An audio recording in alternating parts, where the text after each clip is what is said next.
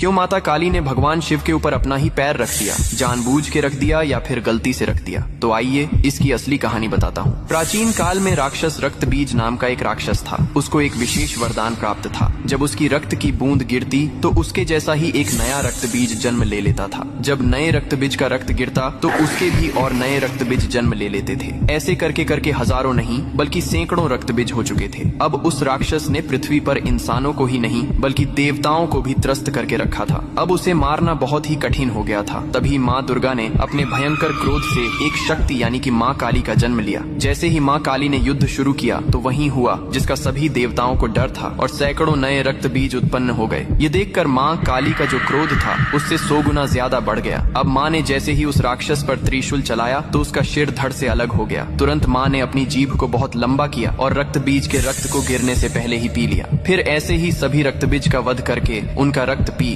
कर उनका क्रोध अब 100 गुना से 200 गुना बढ़ गया था। धरती कांपने लगी थी, समुद्र मथने लगे थे, देवता भयभीत होकर इधर उधर भागने लगे थे। तब देवताओं ने भगवान शिव से प्रार्थना की, हे महादेव, आप ही माता काली के संताप को शांत कर सकते हैं। शिव ने देवताओं की पुकार सुनी और माँ काली के सामने युद्ध भूमि में पहुंच गए। लेकिन माँ अपने तांडव में इतनी लीन थीं कि उन्होंने शिव को भी नहीं देखा। तभी भगवान शिव ने स्वयं माता के चरणों में लेट गए। जैसे ही माँ काली का पैर अनजाने में शिव के सीने पर पड़ा, तुरंत उनका क्रोध शांत हो गया। उन्होंने नीचे देखा तो अपने प्रिय पति शिव थे। यह देखकर उनकी जीभ शर्मिंदगी से बाहर निकल आई। इसके बाद शिव ने मुस्कुराते हुए कहा, हे माँ, तुम्हारा यह रूप सृष्टि के संतुलन के लिए था, लेकिन यह रूप अब धरती पर बहुत धाम से पूजा जाएगा। यही कारण है कि तस्वीर में और मूर्तियों में माँ काली को शिवजी पर खड़े हुए दिखाया जाता है, जो बहुत ही शुभ माना जाता है।